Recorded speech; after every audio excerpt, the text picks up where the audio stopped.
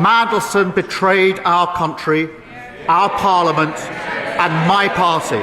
This could end up becoming the biggest political scandal of the century, and here's why. Over the weekend, it emerged that Peter Mandelson, when he was in government in 2009, leaked market-sensitive, top-secret government information to the convicted sex offender Jeffrey Epstein. And to give you a sense of how serious this is, Mandelson is now under criminal investigation for this, for misconduct in public office and leaking confidential government information. And if he's prosecuted and convicted, well, he could face jail time.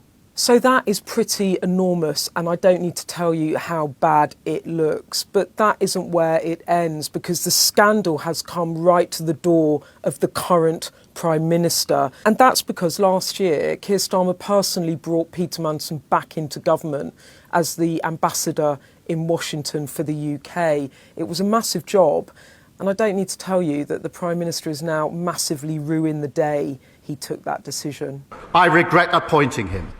If I knew then what I know now, he would never have been anywhere near government.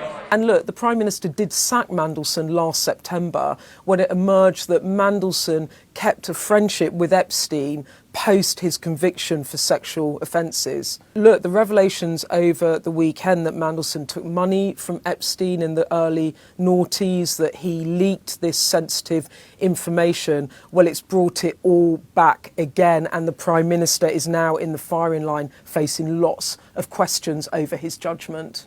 So look, where are we now? Well, the Conservatives have forced what's called a humble address in Parliament. Basically, that means they're trying to compel the government to now release all correspondence between ministers and Mandelson, advisors and Mandelson relating to that appointment. And the government are going to have to do it. They're going to have to put out that information whether they want to or not. And why?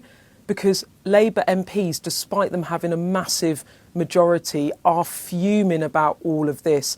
And quite frankly, Number 10 can't be sure that their MPs would support them if they tried to suppress any of this information. And if that wasn't bad enough, the mood hardened even further against Starmer today at Prime Minister's Questions when he admitted that he knew about Mandelson's ongoing friendship with Epstein. Can the Prime Minister tell us, did the official security vetting he received mention Mandelson's ongoing relationship with the paedophile Jeffrey Epstein? So clear. Prime Minister. Yes, it did. Now, for some of his MPs, it is simply unforgivable that he reappointed Mandelson when he knew this information. And look, this gets to the very heart of the issue: the Prime Minister's judgment and his MP's confidence in him. Listen to what Plaid Cymru's Liz Saville-Roberts said about it today in the Commons. This man's association with Epstein was known when the Prime Minister personally appointed him as the UK's ambassador to the USA. Yep. How can we trust the Prime Minister's judgment?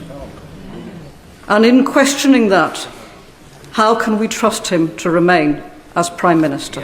If Mandelson had stayed out of public life, this scandal would have still been massive, but it would have been in Labour's past. Because the Prime Minister brought him back into the fold, it's now a very live political crisis at the heart of Starmer's government. Now, he will hope that the release of documents will relieve the pressure on him and prove what he's saying, that he was badly misled. But he cannot be sure of that. And for a Prime Minister in the predicament he's already in, that is a very, very dangerous place to be.